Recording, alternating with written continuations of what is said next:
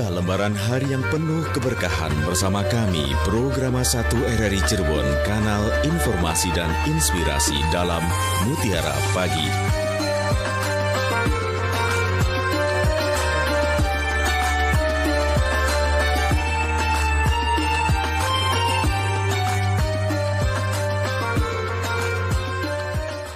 Assalamualaikum warahmatullahi wabarakatuh. Selamat pagi pendengar setia Mutiara Pagi. Senang sekali ya kami bisa kembali hadir menemani Anda ya di edisi Rabu 14 Januari 2026. Dan pendengar, pagi ini kita akan membahas topik yaitu menjaga keluarga yang harmonis lebih utama daripada harta. Dan juga di studio nih kami sudah bersama dengan Ustadz Nasuha Fakih SAG MESY. Beliau adalah penyuluh agama Bimas Islam Kemenak Kota Cirebon dan Dai Polres Cirebon Kota.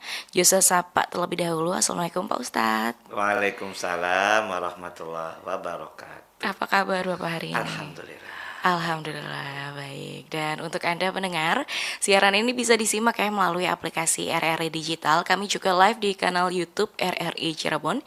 Jadi Anda juga bisa ya berinteraksi langsung bersama kami melalui live chat YouTube RRI Cirebon atau di WhatsApp kita di 081324951935. Juga di line telepon kami ya, kedua line telepon kami di 0231849329 atau di 0231486374. Dan sebagai pembuka pendengar, mari kita simak terlebih dahulu uraian dari Pak Ustadz yang mengenai tema kita pagi ini, yaitu menjaga keluarga yang harmonis lebih utama daripada harta. Mangga Pak Ustadz. Assalamualaikum warahmatullahi wabarakatuh. Alhamdulillahilladzi wakafa, wassalatu wassalamu ala sayyidina Muhammadinil Mustafa wa ala alihi wa ashabihi wa junudihi wa ansarihi wal wafa. Ashhadu an la ilaha illallah wahdahu la syarikalah al-malikul haqqul mubin wa ashhadu anna Muhammadan abduhu wa rasuluh shadiqul wa'dil amin. Allahumma salli wa sallim wa barik ala sayyidina Muhammad wa ala alihi wa ashabihi wa barik wa sallim ajma'in. Rabbi israh li sadri wa yassir li amri wahlul 'uqdatam min lisani yafqahu qawli. Ya Fattahu ya Alim, iftah lana futuhal arifin. Para pendengar setia RRI Cirebon, Kanal Inspirasi dan Informasi yang dimuliakan oleh Allah Subhanahu wa taala. Tahadduts bin nikmah, alhamdulillah saya pribadi bersama Mbak Zaujahana, juga Mbak Lela dan Mbak Samara sebagai operator RRI dan juga para pendengar dimanapun berada, kita semua dalam keadaan sehat walafiat, diberikan panjang umur, lebih-lebih Allah Subhanahu wa taala memberikan karunia yang sangat luar biasa, yakni karunia nikmat Islam dan nikmat iman. Mudah-mudahan kita semua pandai bersyukur atas nikmat yang Allah berikan tersebut. Mari buktikan rasa syukurnya adalah thalabul ilmi melalui program Mutiara Pagi RRI Cirebon, Kanal Inspirasi dan Informasi. Mudah-mudahan kita semua mendapat ziyadatul ilmi dan mendapat ridho Allah Subhanahu wa taala. Amin ya rabbal alamin. Salawat ma'assalam semoga tersampaikan kepada junjungan kita nabiyana wa habibana Muhammad sallallahu alaihi wasallam, dan semoga tersampaikan pula kepada para keluarganya, para sahabatnya, para tabi'in, para tabi'in, dan mudah-mudahan kita selaku umatnya mendapat syafaat ila yaumil qiyamah. Amin amin ya rabbal alamin. Para pendengar dimanapun berada, pada edisi kali ini tepatnya hari Rabu tanggal 14 Januari 2026 mengangkat tema tentang keluarga yang harmonis lebih utama, menjaga keluarga yang harmonis lebih utama daripada harta. Tema ini saya angkat kaitannya dengan hubungan antara harta dengan keluarga, khususnya masalah waris ini. Sebabnya apa? Kadang-kadang kita ini terjebak Batman atau jebakan Batman istilahnya. Masalah harta ini. Kita tidak disadari bahwa yang paling penting adalah keluarga loh. Kakak kita, adik kita, orang tua kita, paman kita, bibi kita, uwa kita, kakek, nenek, semuanya. Tetap kita harmonis. Kalau harta kan itu kan, kalau saya sih menurut saya, harta paling harta waris ya, itu bonus sebetulnya. Harta yang sesungguhnya itu Allah memberikan kepada kita jalannya adalah berusaha, berupaya gitu loh. Mencari nafkah sendiri, tenaga kita sendiri, keringat kita sendiri. Kalau masalah harta waris itu hanya bonus. Bahkan saya sampaikan berulang-ulang namanya warisan itu adalah ibarat barang nemu. Jangan gara-gara harta warisan itu bisa menjadi berantakan keluarga ini. Justru yang paling utama adalah menjaga keluarga yang harmonis. Maka ukhuwah nasabiyah lebih utama daripada ukhuwah-ukhuwah yang lainnya. Para pendengar setia RRI Cirebon, kanal inspirasi dan informasi yang dimuliakan oleh Allah Subhanahu wa taala. Gara-gara harta bisa putus keluarga. Gara-gara harta bisa menjadikan putus silaturahim. Gara-gara harta kakak adik menjadi ribut. Peribahasa Jawa mengatakan sedulur dari wong sejen coba. Itu gara-gara apa? Gara-gara harta itu. Maka kita harus hati-hati dalam harta. Harta jangan menjadi jebakan Batman. Harta yang sesungguhnya yang paling nikmat adalah dari keringat kita sendiri. Harta warisan kalau salah caranya, ini bisa menjadi akibat berantakan. Ibarat pepatah peribahasa mengatakan, nila setitik rusak susu sebelanga. Dan itu banyak buktinya itu.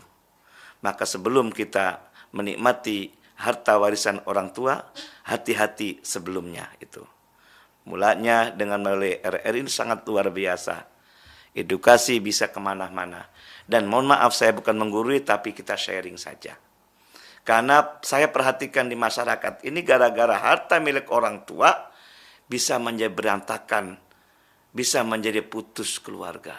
Apalagi banyak kejadiannya karena harta itu sebagai hukum perdata, akibatnya bisa menjadi pidana. Gitu loh. Dan saya sebagai saksi ahli, baik di Polresta maupun yang lainnya ini. Jangan sampai terjadi demikian. Ayo kita mari sadari bahwa harta itu adalah sekedar bonus. Harta waris adalah sebagai barang temuan. Yang patut kita jaga adalah keluarga ini. Kakak sama adik tetap akur, tetap rukun gitu loh. Orang tua sama anak tetap harus kita hormati, harus kita sayangi semua. Kata Nabi dalam hadisnya yang diriwayatkan oleh Siti Aisyah, an Aisyah taqalat qala Rasulullah sallallahu alaihi wasallam khairukum li ahli wa ana khairukum li ahli. Ini sampai 3 kali Rasulullah itu. Sangat pentingnya menjaga keluarga. Sebaik-baik kamu adalah yang paling baik terhadap keluargamu. Dan aku, kata Nabi, adalah yang paling baik terhadap keluargaku. Bisakah kita sebagai salah satu anggota keluarga bisa bermanfaat kepada kakak adik kita? Gitu loh. Kita punya kesolehan sosial atau ibadah sosial yang paling utama adalah keluarga juga. Gitu loh. Ketika kita hablum minallah baik, tapi hablum minannasnya tidak baik, itu adalah suatu kejanggalan. Hablum minallah adalah sholat, puasa, dan seterusnya. Yang paling utama juga adalah hablum minannas. Yakni keluarga kita, kakak adik kita, paman, bibi, uwa, dan seterusnya. Ponakan juga. Seandainya kita sebagai paman, sebagai bibi, sebagai uwa, di situ ada ponakan. Ponakan adalah anak dari kakak adiknya berarti kan. Ketika kakak adiknya lebih dulu meninggal dunia daripada orang tuanya, kemudian meninggal dunia berikutnya, ini ponakan tidak dapat. Ini alasannya kan sudah meninggal anaknya, orang tuanya dia. Nah, ini kan problem juga. Akibatnya ponakan ini berontak kan gitu. Nah, berarti paman bibiwa tidak menghormati ponakannya. Ini akhir-akhir minggu kemarin kan banyak konsultasi kepada saya dari Majalengka, dari Indramayu. Ini gara-gara masalah harta bisa menjadi berantakan. Maka inilah kita harus memperhatikan, menjaga keluarga yang harmonis lebih utama daripada harta. Ingat, kita jangan menjadi jebakan Batman tentang harta itu. Mudah-mudahan kita semua menyadari semua. Karena kalau salah dalam mendapatkan harta, apalagi masalah harta waris, ini sangat tajam sekali loh. Realita, kenyataan di masyarakat luar biasa akibat dari harta waris ini. Maka reward punishment-nya juga jelas masalah waris ini. Surat An-Nisa 14:13 itu. Ayat 14-nya itu ancaman. Barang siapa berdurhaka, ingkar kepada Allah dan melampaui batas masalah harta waris orang tua, yudkhilhu narun khalidan fiha. Naron dimaknai di dunia tidak berkah, cepat habis, sakit berkepanjangan dan seterusnya. Inilah kita hati-hati masalah harta ini. Maka harta jangan menjadi jebakan Batman bagi kita. Kita jaga keluarga kita. Karena keluarga kita orang yang terdekat. Nasabnya dekat. Darahnya sama. Itulah. Maka kita lebih utama menjaga keluarga yang harmonis daripada harta. Para pendengar setia RRI Cirebon, kanal inspirasi dan informasi yang dimuliakan oleh Allah Subhanahu wa taala. Juga Nabi Muhammad telah bersabda juga yang diriwayatkan oleh Abu Hurairah. An Abi Hurairah radhiyallahu anhu qala anna Rasulullah sallallahu alaihi wasallam laisa min fadlil a'mali ay yahsina ar-rajula suhbata li ahli. Dari Abu Hurairah radhiyallahu anhu qala Rasulullah sallallahu alaihi wasallam bersabda, tidak ada amal yang lebih utama daripada seorang laki-laki yang memperlakukan keluarganya dengan baik. Hadis riwayat Ibnu Majah. Dan dalam hadis Nabi yang lain yang sangat populer adalah khairun nas anfa'uhum linnas. Sebaik-baik manusia atau manusia yang terbaik adalah yang bermanfaat kepada manusia yang lain. Manusia yang lain yang paling utama, yang paling dekatlah itu, yakni kakak, adik, paman, bibi, uwa, orang tua, ayah, ibu, kakek. Itu adalah harus kita jaga semua itu. Para pendengar setia RRI Cirebon, kanal inspirasi dan informasi yang dimuliakan oleh Allah SWT. Maka betapa pentingnya keluarga ini. Di saat kita ada problem, di saat ada masalah, siapa yang paling utama menolongnya adalah tidak lain dan tidak bukan adalah orang yang terdekat kita. Maka sangat wajarlah ketika suatu saat itu kita butuh pertolongan. Maka sangat wajarlah kita harus membantu juga. Demikian sebagai prolog mukadimah, sebagai pancingan, mari kita bersama-sama untuk dialog interaktif yang dipandu oleh Mbak Hana. Baik, terima kasih banyak Pak Ustadz atas uraiannya. Dan pendengar, bagi Anda yang ingin bergabung dalam Mutiara Pagi kali ini, kami persilahkan yang melalui dua line telepon kami di 02318493 atau di 0231486374, juga di WhatsApp kami di 081324951935, ataupun juga bisa ya melalui live chat YouTube kami. Dan izin ya Pak Ustadz untuk menyapa dari live chat YouTube nih, sudah banyak yang hadir. Dari Indra Budiwati, alhamdulillah selalu menyimak. Lalu juga Wong Cangko hadir Pak Kiai. Juga ada Upi Lutfiana, alhamdulillah barakallah saged hadir menyimak sampiran talun Pak Kiai yang selalu dinanti tausiahnya. Juga ada dari DKM Jami Cuci Mana hadir menyimak, sukses selalu Pak Kiai, amin. Juga alhamdulillah masih disukani nikmat sehat walafiat dan saged hadir menyimak tausiah saking ria Pak Ustadz kesuhun pencerahannya dari Sumadi. Juga ada dari Saiful Huda. Alhamdulillah barakallah hadir menyimak sampiran talun. Izin ya Pak Kiai untuk membaca pertanyaan dari WhatsApp kita. Assalamualaikum Pak Kiai, dari Aki Gazi di Padarek, Majalengka. Izin bertanya, jika seorang wanita karir ingin mempunyai anak tapi tidak bersedia mengandung dan melahirkan atas persetujuan suaminya, mereka menitipkan sperma dan ovum kepada wanita lain sehingga lahirlah seorang bayi. Yang ditanyakan, dari manakah si anak tersebut mendapatkan hak warisnya? Apakah dari ibu yang melahirkan atau dari orang tua yang menitipkan ovum tersebut gitu Pak? Dan bagaimana dilihat dari segi hukum, siapa yang lebih berhak mengasuh, ibu yang mengandung dan melahirkan atau ibu yang menitipkan calon bayi tersebut? Mohon kajiannya yang lebih jelas dari Pak Kiai, atau nuhun buat Pak Kiai dan Teh Jauza. Terima kasih. Monggo Pak Kiai. Terima kasih Pak Aki Gazi, diingatkan waktu saya kuliah dulu, ini namanya bayi tabung ataupun istilah lain lah katakanlah, ini emang terjadi juga ya. Ada orang tidak mau melahirkan, tidak mau mengandung, tidak melahirkan tapi pengen punya anak gitu loh. Secara normal, secara kodrati dia normal, artinya punya istri juga, suami punya sperma dan punya ovum juga sebagai perempuannya kan gitu loh. Nah, bagaimana dampak dari hukum warisnya kan bahasanya gitu ya. Ya, kalau dilihat dari istilah asal usul ya ibaratnya kan dalam Al-Qur'an kan jelas sekali. Dalam pernikahan juga jelas lagi adalah ikatan lahir batin. Lahir melahirkan harta, batin melahirkan anak keturunan. Dan di sini masalah batin berarti belum jelas. Nah, perhatikan, batin ini adalah hubungan suami istri. Nah, kemudian antara sperma dan ovum ketemu menjadi zigot ataupun calon bayi kan gitu loh. Dan itu kan harus ada tempat yang jelas di rahimnya seorang ibu, kan gitu loh. Rahimnya seorang ibu ini sebagai wadah untuk menghasilkan keturunan kan gitu loh. Sekarang pertanyaannya itu kenapa atau karena apa gitu loh. Ternyata karena takut atau seterusnya kan, maka dititipkan kepada yang lainnya.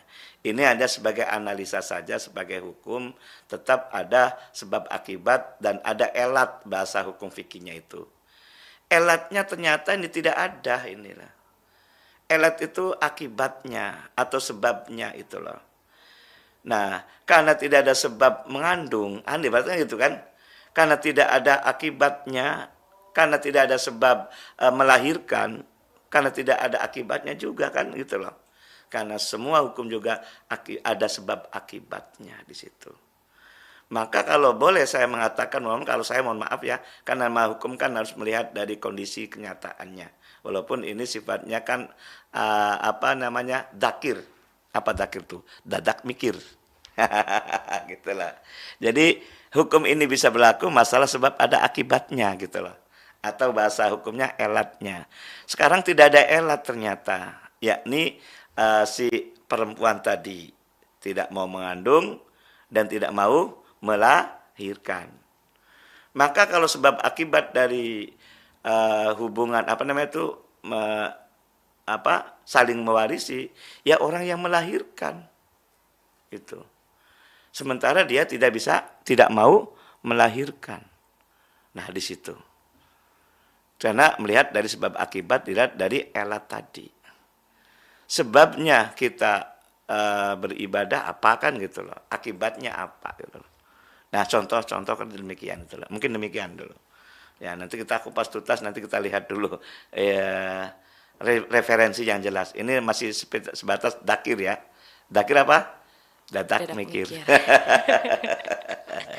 Oke, baik. Terima kasih Pak Ustadz. Ada lagi nih Pak. Assalamualaikum warahmatullahi wabarakatuh. Izin bertanya Pak Ustadz. Dalam keluarga yang harmonis tentu menjaga harta peninggalan ortu yang ada dalam rumah waris. tetapi tiba-tiba ada beberapa aset yang dijual oleh salah satu ahli waris dengan tidak kompromi dulu. Oh iya. Hal demikian bagaimana Pak Ustadz? Tapi hasilnya ya satu orang itu yang menikmati hasil penjualannya. Mohon penjelasan. Terima kasih. Wassalamualaikum warahmatullahi wabarakatuh. Waalaikumsalam. Bu Setia Cirebon. Oke, Bu Silakan Setia, Bapak. terima kasih tentang mengenai menjaga harmonis dalam keluarga. Kalau sekiranya ada salah satu anggota keluarga ada yang meninggal dunia, maka segerakan untuk dibagi waris. Jangan nunggu nanti-nanti. Kan sebabnya kalau nunggu nanti-nanti, namanya anak siapapun keluarganya kadang-kadang kan ada karakter yang tidak baik. Atau ada kebutuhan yang sangat mendesak. Sehingga aset-aset milik orang tua belum diwaris, maka salah satu keluarganya kan tadi disampaikan itu adalah menjual tanpa seizin dari keluarga. Berarti presiden buruk akibatnya kan. Maka disinilah ada keran ataupun sesuatu yang tersumbat gitu loh. Apa tersumbatnya? Tidak segera bagi waris itu. Kalau sekiranya orang tua masih ada, nggak ada masalah. Anak juga kadang-kadang takut sama orang tua yang masih hidup. Ini kemungkinan orang sudah meninggal dunia nih kayaknya sih. Sehingga bagaimana cara menjaganya agak susah kan. Maka pembagian waris, misi yang paling utama adalah orang tua yang meninggal di alam barzah tenang. Yang kedua, pasca pembagian waris menjadi harmonis. Gitu loh.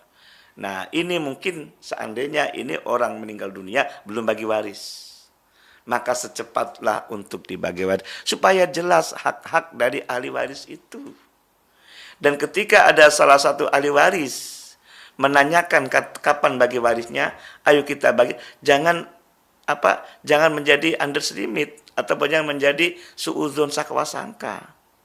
Kita harus menerima permohonan atau permintaan salah satu ahli waris ketika minta dibagi hartanya. Kan banyak kan orang kan, kamu rakus itu loh. Kamu enak aja. Kadang-kadang gitu. Disalahartikan ketika ada salah satu keluarga ingin bagi waris. Justru ketika ada keluarga yang ingin bagi waris dengan satu catatan, manakala sudah ada yang meninggal dunia. Yang kedua, jangan ditunda-tunda. Jangan lebih cepat, jangan lebih lama. Yang relatifnya menurut saya, emang tidak ada dalam hukumnya, tapi setidaknya ketika meninggal seorang suami, paling cepat adalah setelah istrinya selesai iddah. Yakni berapa? Yakni 4 bulan 10 hari. Ketika yang meninggal istri, suami tidak punya masa iddah, tapi paling cepat adalah setelah 100 hari. Jadi kalau berarti kan masa berkambung sudah selesai lah katakanlah. Kuburan sudah kering kan gitu.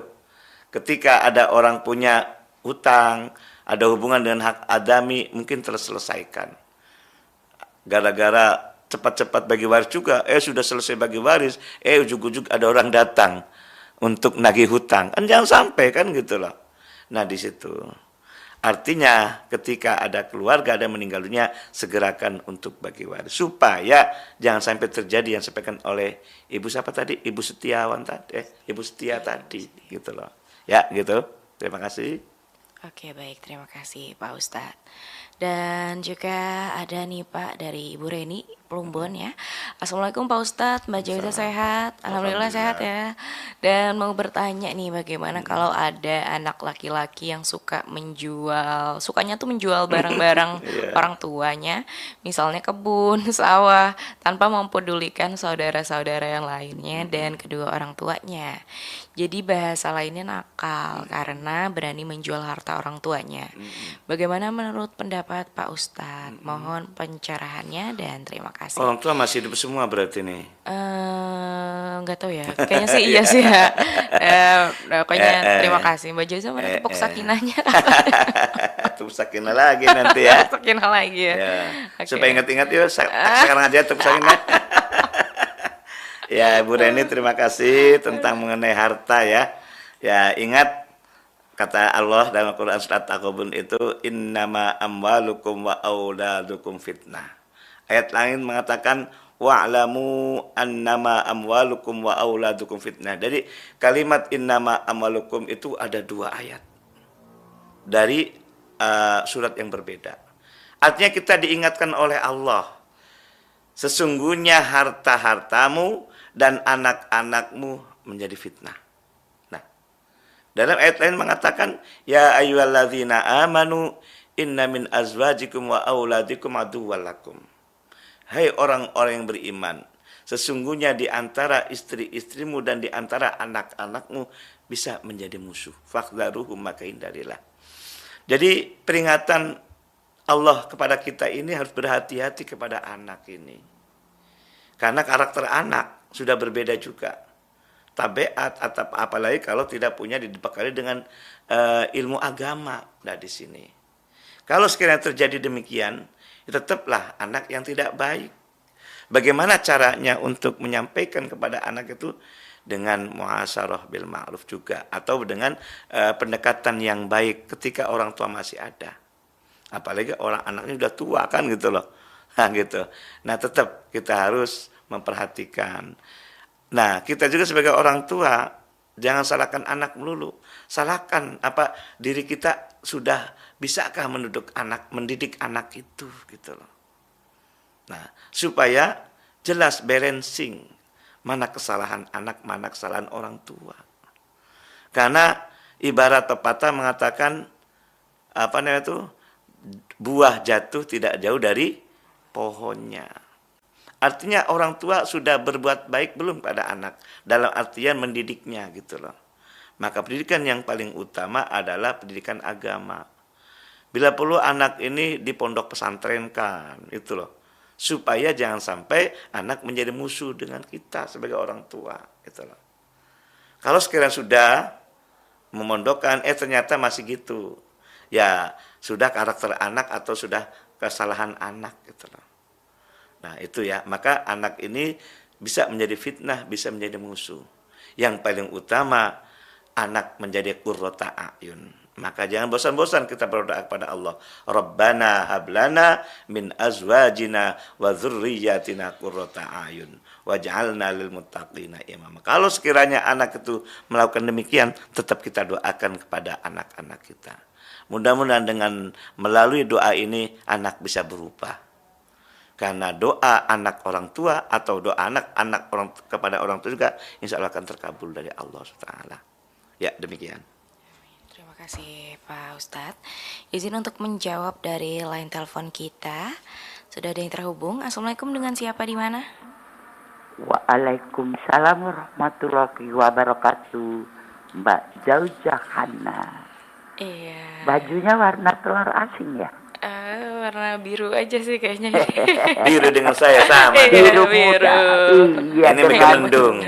Assalamualaikum Pak Ustadz Nasuha Fakih SAGMSD. Waalaikumsalam warahmatullahi wabarakatuh. Ada mega mendung biru. Iya. Janjian kayaknya nih. Kayaknya sih. Gara-gara tidak tepuk tangan, tepuk sakinah. Iya. Mengenai menjaga keluarga yang harmonis ini. Ya, keluarga yang harmonis yang bagaimana ya Pak Ustadz, dan bagaimana menjaganya. Sebab setiap keluarga itu punya warna tersendiri. Seperti tadi ada yang istrinya nggak mau hamil, ada yang dua-duanya sepakat untuk tidak punya anak, ada yang sepakat anaknya banyak. Jadi kadang-kadang satu orang menilai keluarga itu tidak harmonis, yang lain yang enggak, yang itu yang harmonis. Nah, yang bagaimanakah sebenarnya yang harmonis itu? Mohon dijelaskan. Terima kasih. Terima kasih Mbak Jauzana. Salam buat siapa yang Mbak Safara, operator, sama Mbak Lela, Mbak Lela Tembem dan Mbak Nadia Samara. Assalamualaikum warahmatullahi wabarakatuh. Waalaikumsalam warahmatullahi wabarakatuh. Silakan Pak. Banyak istilah-istilah saya, ada keluarga harmonis, keluarga sakinah, dan ada lagi keluarga maslahah. Nah, kalau keluarga maslahah itu adalah hubungannya dengan diri pribadi dengan keluarganya, terutama pada pribadi kita sendiri. Kalau keluarga harmonis itu memang harus kita ya banyak pengertian-pengertian lah ya. Ya, harapan kita kan seperti apa standarisasi keluarga harmonis itu loh. Setidaknya standarisasi keluarga harmonis adalah saling menghormati, saling menyayangi, saling menghargai, saling mempercayai, saling. Entah dari suami dengan istri, entah dari anak dengan ayah ibu, entah antara keponakan dengan paman bibi, entah ada dengan cucu, dengan kakek nenek, dan seterusnya. Semuanya standarisasi menurut saya itu saling menyayangi, saling menghormati, saling menjaga. Salah satunya itu adalah tepuk sakinah di antaranya.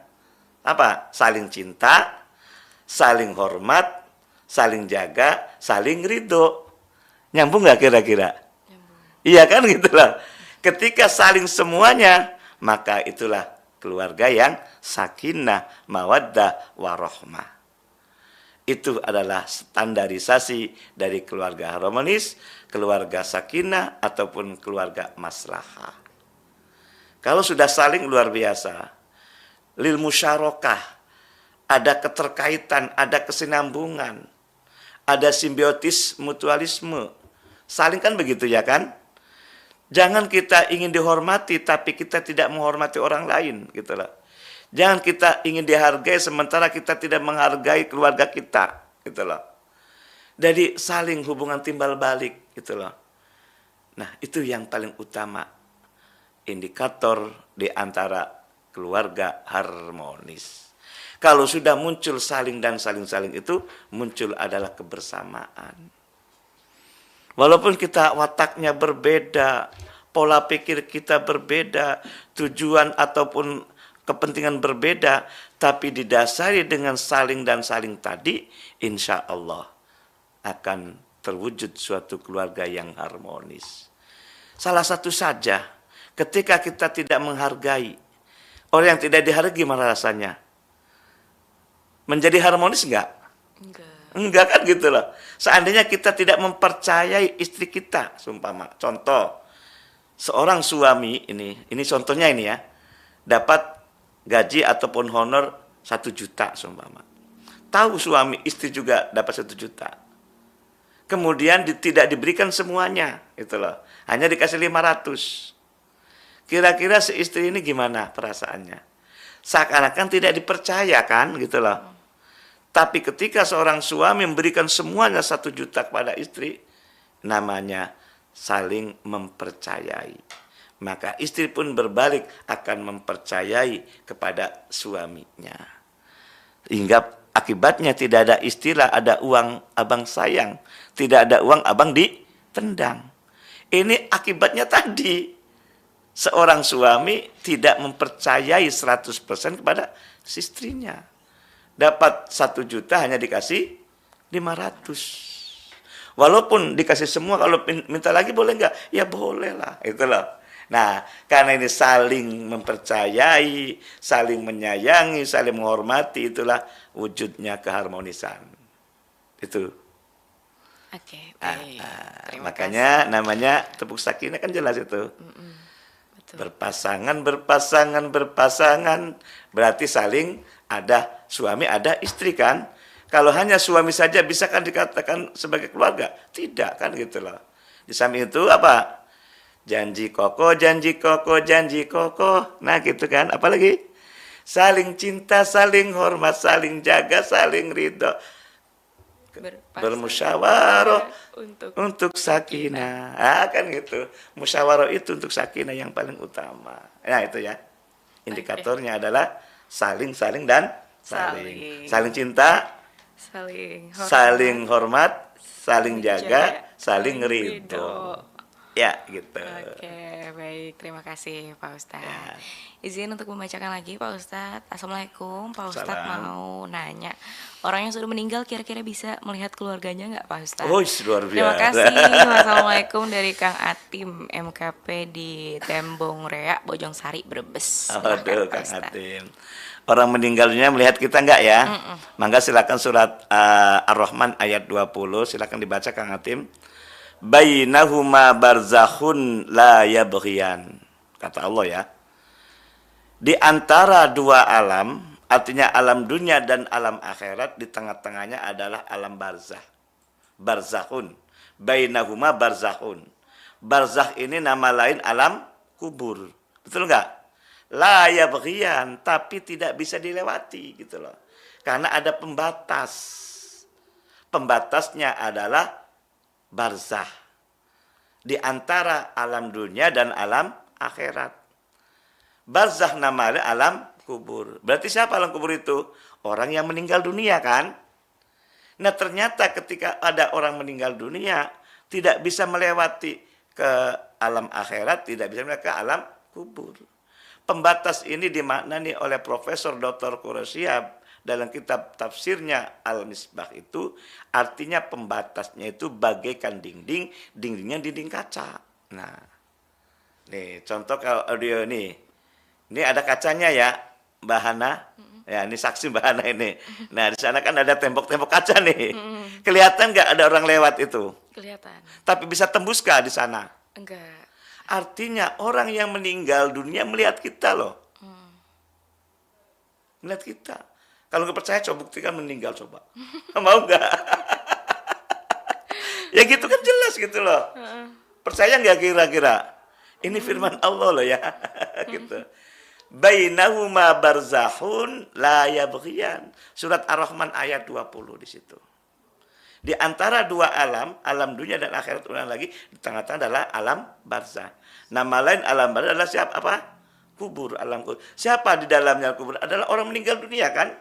Ternyata la yabghiyan tidak bisa dilewati. Di situ ada pembatas. Pembatasnya tadi kata Profesor Dr. adalah bagaikan dindingnya dinding kaca kelihatan. Maka ketika sebagai keluarga kita, ahli waris kita, segerakan untuk bagi waris. Nangis orang meninggal tidak bagi waris itu. Sudah sesuai dengan hadis Nabi itu.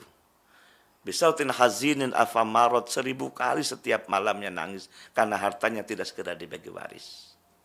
Dan itu melihat keluarga-keluarganya yang ada di muka bumi ini. Karena dalam hadis Nabi,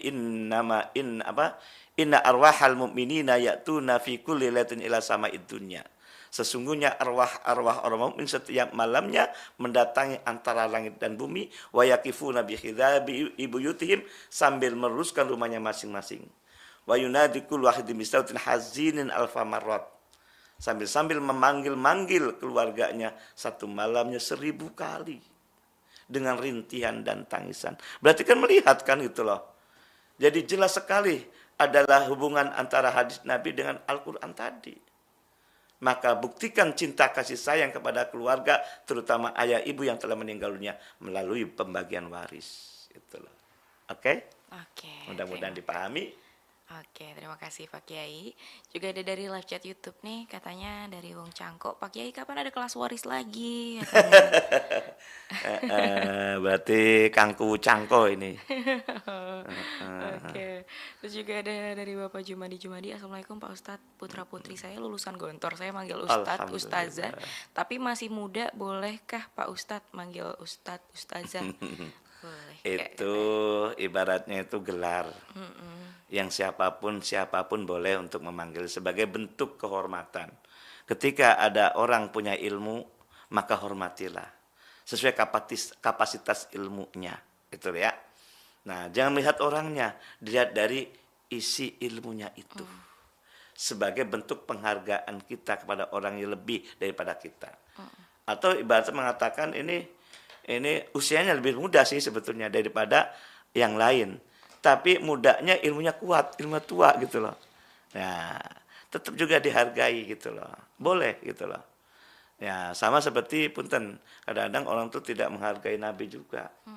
Hanya Muhammad, harus ada Sayyidina kalau bisa kan gitu loh. Kan gitu loh. Sebagai bentuk penghormatan kepada Nabi Muhammad SAW. Sama juga dengan guru. Guru kan orang biasa tapi punya kelebihan, dia mengajarkan. Maka sebutkanlah Pak Guru. Jangan sebutnya si A, si B saja. Ya, Ini sebagai bentuk penghormatan saja. Boleh. Wa idza khayyitum bi tahiyatin fahayyu bi ahsana minha aw rudduha dalam Al-Qur'an itu. Ketika kamu dihargai, maka hargailah yang lebih baik gitu. Setidaknya sama gitu loh. Bentuk penghargaan. Bentuk penghargaan itulah akan menjadi harmonis juga. Itu loh. Oke, baik. Terima kasih Pak Kiai, Pak Ustadz ya. Dan Pak Ustadz juga ingin menanyakan sesuatu nih. Apakah mencari nafkah hingga melalaikan keluarga itu benar, Pak? Mencari nafkah? Hingga melalaikan keluarga. Oh, tidak benar. Itu gimana tuh, Pak? Justru adalah keluarga harus kita jaga. Itu loh. Nafkah itu sebagai faktor untuk memenuhi keluarga itu. Mencari nafkah itu untuk nafkah keluarga. Itu loh. Jagalah keluarga dengan sebaik-baiknya. Kata Nabi jelaskan, khairukum kan gitu loh. Sebaik-baik kami adalah untuk menjaga keluarga. Saya kata Nabi adalah orang yang orang yang lebih baik menjaga keluarga itu loh. Itu. Jadi itu lebih utama itu keluarga gitu loh. Benar-benar Pak. Dan lalu gimana Pak cara menyeimbangkan tuntutan ekonomi dan perhatian kepada keluarganya itu caranya gimana sih Pak? Ya artinya kalau seandainya kita mencari maisha, mencari harta itu lebih baik di negara sendiri padahal. Kan ada kriteria-kriteria itu ya. Ketika ingin dapatkan keberkahan itu adalah mencari dalam hadis Nabi, saya lupa hadisnya karena ya. Jadi salah satu Nabi itu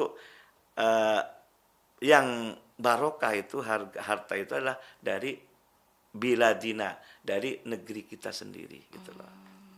Termasuk kalau seandainya di keluarga kita atau di kampung kita, lebih baik di kampung sebetulnya.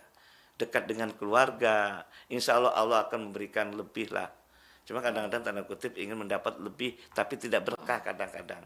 Dengan cara dan sebagainya lah, dengan cara menipu dan sebagainya, kita ingin mendapatkan yang lebih. Padahal itu salah. Yang paling utama adalah di negara sendiri atau di kampung sendiri kalau bisa. Sehingga tidak jauh dari keluarga. Makanya pemerintah pun ingin mendapatkan kayak Bapak Aing ya. Kalau bisa ya saya tahu ya di YouTube-nya atau di podcast-nya ya. Kalau bisa pegawai itu tetap di keluarga ditempatkan ke daerah masing-masing katanya kan gitu. Nggak usah dari tempat ke tempat yang lain itu loh. Akan jauh dari keluarga, akan tersedot transportasinya. Kan ada wacana demikian, Bapak Aing itu demikian kan? Kalau nggak salah loh ya. Atau setidaknya dekat dengan keluarga, mendapatkan maisha tetap utuh gitu loh. Itu. Mudah-mudahan terlaksana nih Bapak Aing ini. Bener ya itu ya, pernah ya Pak Aing bilang gitu ya. Jangan orang Cirebon ditempatkan di Majalengka. Majalengka ke Sukabumi, kan gitu. Jauh dari keluarga enggak? Jauh. Terus dapat gajinya tetap atau habis? Habis. Untuk apa? Transportasi. Betul. Kan gitu loh. Belum lagi karena jauh dari keluarga, istri khawatir perselingkuhan muncul. Betul. Gitu. Makanya kita program Bapak Aing bisa dilaksanakan dan doakan mudah-mudahan panjang umur Bapak Aing ini. Amin, amin, amin, amin. Oke, baik. Terima kasih Pak Ustadz. Joza mau nanya nih Pak, kan katanya itu banyak anak banyak rezeki ya. Nah, kita tuh sometimes masih suka ngelihat di lampu merah misalnya, itu kan masih ada beberapa orang yang mungkin kurang mampu gitu ya, membawa anak-anaknya itu ikut bekerja gitu, dan biasanya mereka itu punya banyak anak gitu Pak. Nah tapi kan dari segi ekonomi mereka ya kurang gitu Pak. Itu gimana sih Pak tanggapannya? Kenapa masih kayak gitu? Padahal ada istilahnya kan katanya banyak anak banyak rezeki gitu Pak. Ya, itu salah satu slogan bahasa Jawa. Ake anak, ake rezeki. Kumpul orang kumpul asal mangan. Nah, gitu. Nah, problem masalah di tengah jalan atau di perapatan itu kadang-kadang hanya sebagai motif ataupun kadang-kadang tuh perilaku yang tidak baik, tapi itu diada-adakan kadang-kadang tuh. Ya saya nggak tahu benar tidak, informasi juga itu sebagai akal-akalan saja. Jadi ada perangkatnya, ada komunitasnya itu loh. Jadi anak yang dibawa pun katanya bukan anaknya katanya. Walau alam saya nggak tahu ya, tapi bisiknya katanya gitu. Nah, Maka yang kedua tentang mengenai asal usul juga. Kalau asal usul itu benar melalui pernikahan yang sah, ini insya Allah akan terjaga, terawat. Kadang-kadang anak bisa liar, anak bisa tidak baik akibat dari hubungan gelap kadang-kadang tanpa melalui pernikahan. Nah, di situ kan menjadi masalah, menjadi problem, masalah ekonomi juga gitu loh. Karena bahasa usul fikih al aslu la yus'al gitu loh. Asalnya tidak baik akan menjadi hal yang tidak baik. Kalau asalnya yang baik akan menjadi baik semua. Asal usul keluarga juga. Suami istri seapa tidak, kan gitu loh. Karena banyak anak-anak yang di jalanan itu, mohon maaf ya kalau saya salah, itu kadang-kadang hasil dari hubungan tidak baik. Hubungan gelap dan seterusnya gitu loh. Dan itu. Maka bagaimana kita sebagai manusia yang sama-sama manusia tetap kita kasih. Nah, setidaknya ketika ada orang minta-minta di tengah jalan, walaupun ada perda juga nih, perda di Kabupaten Cirebon katanya sih, ketika mengasihi kepada orang itu kita yang kena ini nih. Nggak tahu masih berlaku nggak nih perda Cirebon ini. Nah gitu. Ya kalau kita sih punten ya, ketika ada orang minta ya dikasih lah, sama-sama manusia. Lepas dia tadi awalnya baik tidak, itu kan tanggung jawab masing-masing. Tapi kita dalam menghargai adalah umat atau makhluknya Allah, sama-sama makhluk Allah gitu loh. Dalam bahasa Al-Quran, intan surullah yansurkum. Kalau kita menolong siapapun, Allah akan menolong kita juga. Berbuat baik itu dimanapun. Makanya ketika ada perda tentang mengenai tidak boleh memberi di tengah jalan itu, ini kontradiktif sebetulnya. Betul. Satu sisi kita memperhatikan, sisi lain ada ancaman atau ada denda ataupun hukuman, ada sanksi gitu loh. Nggak tahu masih berlaku apa tidak. Ya gitu. Oke. Terima kasih Pak Ustadz. Dan mungkin Pak sebagai penutup di edisi Mutiara pagi kali ini Pak, mohon untuk memberikan kesimpulan atau penutup pesannya Pak. Terima kasih Mbak Hana. Yang paling utama jaga keluarga ini. Jangan gara-gara harta, entah warisan, entah apa, bisa menjadi berantakan. Ingat kata Nabi, la tadkhulul jannata qati'ur rahim. Tidak bisa masuk surga akibat dari putus silaturahim. Apa modus operandinya putus silaturahim? Masalah harta milik orang tua. Jadikan ajang rebutan. Ingat, warisan itu hanya sekedar bonus. Warisan itu hanya sekedar barang nemu. Jangan jadikan harta menjadi jebakan Batman gitu loh. Yang paling utama adalah harmoniskan keluarga.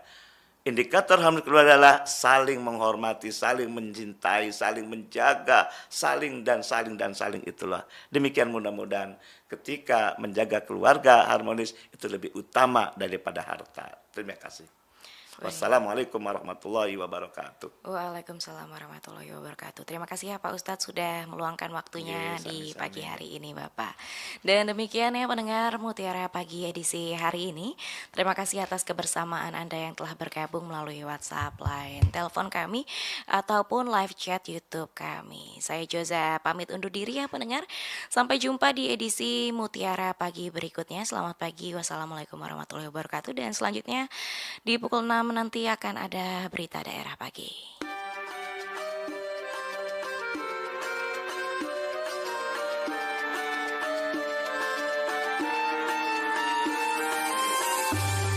Anda sudah bersama kami dalam Mutiara Pagi Pro 1 RRI Cirebon, kanal informasi dan inspirasi.